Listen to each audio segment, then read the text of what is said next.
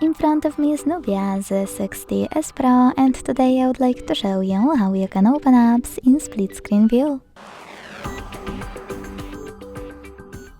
Begin by selecting an app you wish to use on the top half of your screen and launching it in the background. Then click on this icon at the top right corner of it and select your second app. As you can see now, I can use both at the same time.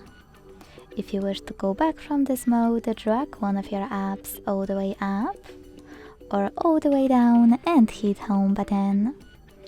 Thanks so much for watching. If you enjoyed this video, leave a like, comment and subscribe. Bye!